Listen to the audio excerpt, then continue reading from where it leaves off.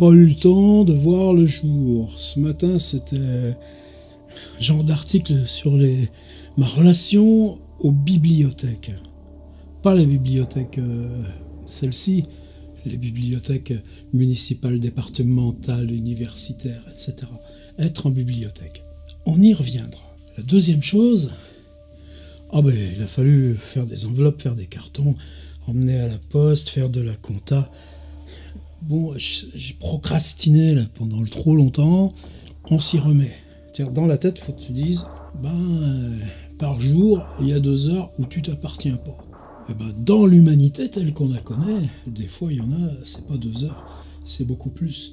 Donc on se plaint pas. En même temps, il y a ce qui ressasse, il y a ce qui trempe dans la marmite. Ce qui trempe dans la marmite, si tu fais une vidéo chaque jour, un billet, une humeur, forcément celle d'hier, elle influe celle d'aujourd'hui. Alors hier, j'avais cette question qui datait d'avant-hier, l'étudiante iranienne. Pourquoi écrivez-vous? Et en mettant la vidéo, évidemment, c'est pour ça que je continue et que je m'astreins à ces choses au quotidien. C'est énorme ce que je reçois. C'est pas qu'on fait des milliers de vues, mais au contraire, c'est parce qu'on a les mêmes questions. Alors il y a plein de réponses qui sont revenues. Allez les voir dans la vidéo d'hier. Et puis il y en a une qui est venue là sur le soir. Pourquoi écrivez-vous pour les mots? Alors, a priori, c'était quelqu'un qui est poète. A priori, c'est l'opposé de ce que je disais dans ma vidéo. Moi, je disais, j'écris pas parce qu'il y aurait la langue, j'écris parce qu'il y a ma curiosité ou mon inquiétude au monde, et que le langage, c'est ce qui la formule. Mais le langage n'est pas la finalité. Le langage est ce qui permet d'appréhender le dehors et de se redresser, de tenir. Alors ça me mettait dans une drôle de balance. Vous me direz, je ne suis pas forcé de me balancer sous prétexte que je dis le mot balance. J'étais chercher ce livre. Alors ce livre, c'est un gars qui s'appelle Jean-Claude Mathieu. Alors le problème, c'est que je m'en souviens jamais. J'espère qu'il n'écoutera pas la vidéo. Par contre, le livre, oui, je m'en souviens. Écrire, inscrire. Image d'inscription, mirage d'écriture. Bon, le sous-titre, je trouve pas ça terrible. C'est chez Corti. Bon, là, c'est pas le commerce qui les intéresse. Il fait quoi, le gars? Il fait une espèce de classification d'écriture. Par exemple, il commence par un chapitre incroyable, des choses déjà écrites, et tu écris à l'envers, ou au verso, ou sur les bords. Ensuite, il y a un chapitre, et même je l'avais oublié quand on avait fait notre séance d'atelier d'écriture sur la main. Toutes les références à la main dans la littérature, mais mondiale, et depuis toute l'origine des temps, sur cette relation de... Oui, l'écriture, c'est graver, c'est l'incision, c'est la trace, l'empreinte. Mais la trace, l'empreinte, il y a toujours la main qui se retire après l'avoir faite. Et puis d'autres chapitres, l'encre noire, l'encre et la nuit. Il n'y aurait rien à écrire là-dessus? Lui, il va le chercher dans, justement, sa bibliothèque, qui est tellement large, entre la trace et la ligne, tempête sur la page, griffonnage et bégaiement. Il y a un chapitre incroyable aussi, c'est chapitre 7, lettres effacées, langue perdue, écrit sur le corps, crever l'opacité de sa peau qui sépare du monde, Adamov. Je me dis parfois que tout ce que j'écris ici n'est rien d'autre que ces dessins que se font tatouer sur la peau les prisonniers ou les marins, Séphéris. Et puis ensuite, ça s'en va. Les tablettes et la mémoire. D'accord. On est dans le classique. Le livre du monde. Pourquoi pas? À la limite, ça aurait presque été une fin de l'ouvrage. Mais là, il part. Les inscriptions font signe. Et dans cette partie, les inscriptions font signe, c'est tout ce qui va suivre. Chapitre 11, pierres écrites. Peggy, et rien n'est aussi profond que l'incision d'un mot. Ce qui répond en partie à « Pourquoi écrivez-vous » pour les mots. La tombe et le passant. Oui, puis vous connaissez connaissez mon livre fétiche ici. Patrick Kerman, La mastication des morts. Tu passes dans un cimetière et tu lis les inscriptions. Rien d'autre. Simplement, ces inscriptions deviennent fiction, et devenant fiction, elles deviennent livres de vie. Livres qui, de l'autre côté, nous montrent là où on vit.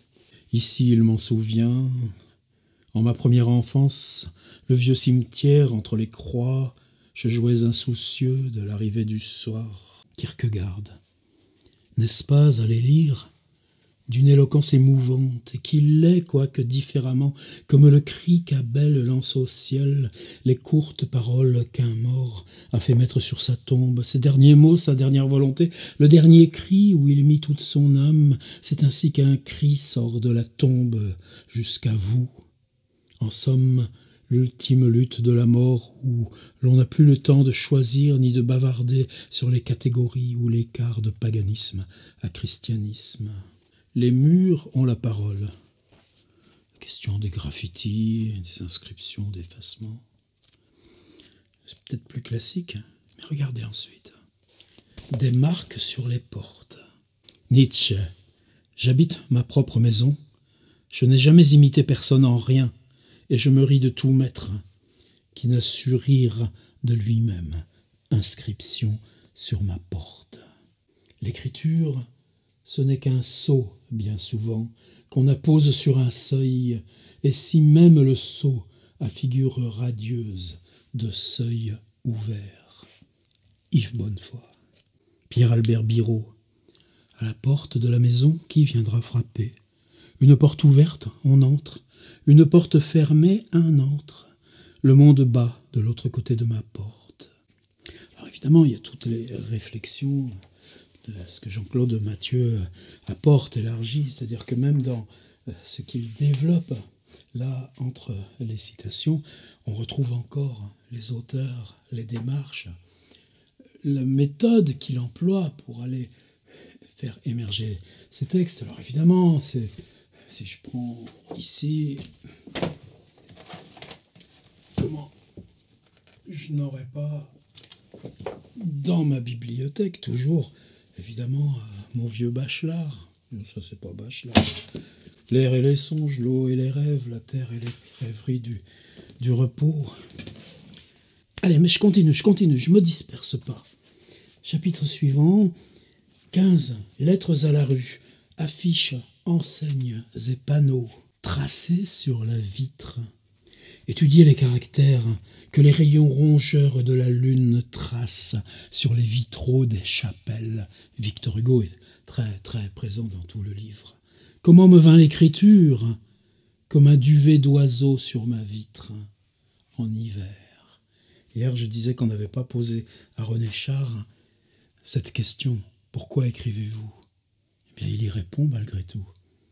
Comment me vint l'écriture? Comme un duvet d'oiseau sur ma vitre en hiver. Chapitre suivant. Ah, il est long celui-ci. Gravé sur l'écorce des arbres. Une encoche dans le buis. Seul signe. Jacques Dupin. Joachim du Bellay. Un myrte je dédierai dessus les rives de Loire, et sur l'écorce écrirai ces 4 vers à ta gloire. Théno sur ce bord ici, à Vénus sacre et ordonne ce myrte et lui donne aussi ses troupeaux et ta personne. Parole dans l'air, écrit sur le vent. Pour écrire un seul vers, il faut sentir comment volent les oiseaux. Rainer Maria Rilke. Guillévic. Écrire, inscrire, marquer, graver, creuser, garder. Pas n'importe où, pas même dans la pierre, dans le bois. Rien que sur l'espace, au centre. Un autre de Guillévic, parce que j'en ai jamais parlé ici. Ce n'est pas sur le ciel qu'écrit ma main, seulement sur la page. Et pourtant, écrit sur l'eau, chapitre 19. Jacques Réda.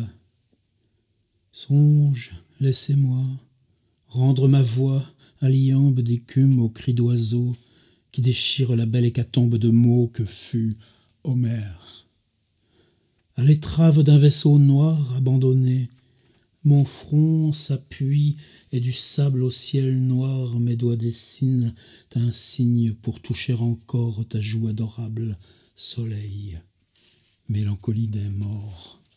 Jacoté. Tant de ces mots, dans la figure d'ensemble, sont autant de frémissements où se pressent déjà d'autres figures. Chaque phrase est un labyrinthe, et ce sont partout des grottes où l'eau luit sur des pierres. Un autre de Jacoté encore, ces eaux qui tracent leurs grands hiéroglyphes sur les plages. Alors vous voyez là, je suis page 587, quand j'ai appuyé sur mon bouton record, ce que je savais c'est que je voulais le balayer linéairement, et que sur 600 pages, forcément, on tomberait sur des citations qui résonnent avec ces choses d'hier. Je ne vais même pas... Là, il y a 2 petits post-it qui datent de je sais pas quand. Celui-ci, c'était quoi? Ah ouais, Henri Michaud. Dans le chapitre sur la main, Jean-Jacques Rousseau, Alfred de Musset écrivirent des confessions. Elles avaient une fameuse poigne. Dans cette poigne tenaient de gros morceaux de siècles. En un chapitre, en quelques pages, ils synthétisent des années de vie. Marcel Proust écrit ses confessions également récapitulatives. Il n'a qu'une menotte très fine. Dans cette menotte tiennent des morceaux de journée. André Breton, c'est le confessé intégral, immédiat de métier. Plus de récapitulation, plus d'a posteriori, plus de poigne ni de main, mais bien un doigt, l'index. Plus d'années ni d'heures, la seconde présente, c'est le mot seconde inventé. Le pouls des images. C'était quoi mon autre post-it? Celui-ci il est tout à la fin. Écrit sur le sable et la poussière. Encore Jacques Dupin. Le poète, c'est-à-dire personne, devant le mur qui nous arrête et qu'il traverse, continue d'écrire sur le sable et la poussière. Jacques Dupin, c'est quelqu'un que j'ai connu. Une grande importance, une espèce aussi de fraternité simple. Tout à l'heure, quand je l'ai ouvert, il s'est ouvert sur un passage de Maurice Blanchot, extraordinaire aussi. Et du coup, vous voyez, je ne vous parle même pas de l'auteur, alors que chaque fois, dans la résonance de la citation, il nous emmène dans une variation. Écrit sur le sable et la poussière, est-ce que c'est le dernier chapitre? Non, le dernier chapitre s'appelle « Une pierre perdue dans l'herbe ». Ce sont les pierres que nous avons pour jouer, des pierres qui portent visage, les visages de nos pères et mères. Elles ne se fanent pas comme les fleurs, elles ne mordent pas comme les animaux, elles ne brûlent pas comme le bois sec quand on le jette au feu. C'est un poème de Nelly Sachs, lié à Auschwitz, écrit sur le sable et la poussière. Je crois que c'est un de mon chapitre peut-être préféré. On grave sur le marbre bien plus malaisément que sur le sable, mais les choses y sont conservées bien plus longtemps, et cette lenteur à comprendre, cette pesanteur d'imagination est la marque d'un bon jugement à venir. Bataille. Les conteurs n'ont pas imaginé que la belle au bois dormant se serait réveillée couverte d'une épaisse couche de poussière. Cependant, de tristes nappes de poussière envahissent sans fin les habitations terrestres et les souillent uniformément, comme s'il s'agissait de disposer les greniers et les vieilles chambres pour l'entrée prochaine des hantises, des fantômes, des larves que l'odeur vermoulue de la vieille poussière substante et enivre. Un jour ou l'autre, il est vrai, la poussière, étant donné qu'elle persiste, commencera probablement à gagner sur les servantes, envahissant d'immenses décombres des bâtisses abandonnées, des docks déserts. Alors à chaque fois que je lis ce livre, c'est la façon dont je lis, C'est les livres qui m'entourent, ils sont là, tu le prends. Quelquefois même, en général, les livres que je prends, je remets comme ça, ils sont mal rangés, horizontaux. Alors tu passes et boum, par terre. Combien de fois il s'est retrouvé par terre? Mais il est là. Je reprends la table des matières. Inscription à l'envers ou à l'endroit. Tiens, celui-ci, je vous en ai même pas lu. Un petit bout, on garde pour la fin. La scène de l'écriture. La main passe, une encre de nuit, une encre de sang. Tout un passage aussi sur... Chaque fois qu'on dit « j'écris avec le sang ». Alphabets et lettres vives, entre la trace et la ligne, le trait de plume, l'écriture hors cadre, tempête sur la page, griffonnage et bégaiement, les tablettes, le livre du monde, des inscriptions font signe, pierres écrites, la tombe et le passant, les murs ont la parole, des marques sur la porte, lettres à la rue, tracées sur la vitre, gravées sur l'écorce des arbres, paroles dans l'air, écrire sur le vent, écrit sur l'eau, écrit sur le sable et la poussière, et ce qui serait le chapitre 21, sa conclusion, une pierre perdue dans l'herbe. Mais à chaque fois que j'ouvre ce texte, ce livre, je me dis, quand on écrit sur le web, quand on écrit sur l'écran, on n'écrit pas sur l'écran, on écrit sur ce qui propulse et ce qui partage. On écrit même peut-être, c'est pas la question de propulser et partager. Autrefois, il y avait cette vieille idée un peu naïve. Tu t'adresses au monde tout entier. Le monde tout entier voit... Non, c'est pas ça. Au contraire, on écrit pour la niche, on écrit pour le proche, on écrit pour... Simplement, c'est comme dans le brouhaha d'une grande place publique. Et puis, toi, tu entends ce qui chuchote pour toi. Et le brouhaha, tu l'enlèves. Mais donc, toi qui écris sur le web, tu lances et tu propulses, mais ce qui réalise ta phrase, c'est celui ou celle qui l'écoute. C'est le destinataire que tu ne connais pas qui fabrique la lecture et le sens. Contrairement au livre qui se fait le dépositaire, et puis le livre est abandonné, mais la phrase est là avec lui. Et là, ce paradigme du web, c'est-à-dire qu'il n'y a plus d'inscription. J'ai toujours dit que ce livre, c'est une sorte de déploiement d'une empreinte absente, où tout me parle de comment tu écrirais sur le web, et pourtant, tu ne l'abordes pas. Tu abordes cette gigantesque mémoire des hommes, et tu découvres que tout le temps, on a parlé de ce mystère du comment écrire. Vers écrits sur un billet de banque. Je t'écris n'importe où, en marge d'un journal, ou bien sur une page blanche, en mon Homère. Dans une lettre, il est rare que ce soit lourd. J'ai même écrit parfois sur un banc de jardin, sur la pierre à la source où elle venait boire, sur des nœuds diaprés, en verre plus diapré que le tronc d'un bouleau tout luisant de blancheur, et récemment sur un bout de papier chiffonné, dont le titre gravé faisait des fioritures, de la dette d'État, une infime parcelle. Hofmannsthal, Éluard, sur mon pupitre et les arbres, sur le sable, sur la neige, sur toutes les pages lues, j'écris ton nom, sur toutes les pages blanches, pierre sans papier ou cendre, j'écris ton nom, ça on le connaît tous. Alors je le referme ce livre, c'est une forme de remerciement aussi pour tout ce qui... Tu mets une vidéo et puis tu te dis, si la prochaine chasse celle d'avant, à quoi bon l'effort? Et puis non, il y a cette rémanence, il y a ce que tu gardes, il y a ce qui t'est offert, et comment ce ressassement te déplace, et qui fait que, justement, tu l'inaugures dans un autre dispositif. Alors il m'est venu comment, ce livre? En souvenir d'un déjeuner boulevard Saint-Michel, ce livre amulette ne se commence pas, ne se termine pas. J'espère qu'il t'accompagnera un peu tous les jours, François. Marc, 21 avril 2014. Alors, ceux qui me connaissent savent que j'aime pas les cadeaux, parce que j'ai toujours l'impression que le cadeau m'engage sur quelque chose que j'ai pas choisi. En même temps, un livre, là, c'est pas quelqu'un qui m'offre son propre livre. Cherchez Marc Jaja, J-A-H, J-A-H. Vous trouverez son blog, vous trouverez ses podcasts. 15 ans qu'on voisine avec ce type à immense curiosité, immense sensibilité. C'est quelque chose de fraternel, même si on n'a pas le même âge. Alors pourquoi Marc, un jour, m'offre ce livre? C'est-à-dire, Marc m'aurait dit, Audi, hey, le Corti, Jean-Claude Mathieu, écrire, inscrire, hey, t'as pas ça chez toi? Bah, évidemment, je l'aurais acheté. Évidemment, je serais allé tout de suite le lire, le prendre. Non, mais vous voyez la perversité. Elle est là.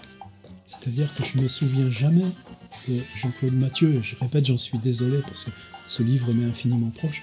Mais je l'appelle toujours Écrire, inscrire. Tu sais, le livre de Marc. Le livre que Marc t'a offert. Et la perversité de Marc, c'est ce livre amulette ne se commence pas, ne se termine pas. Qu'est-ce qui ne commence pas, ne se termine pas? Le livre ou ce dont il parle? Écrire. Demain, on continue, hein.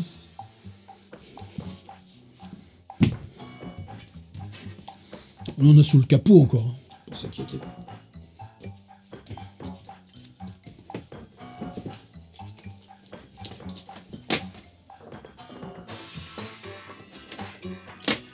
Ça, c'est un fétiche à moi.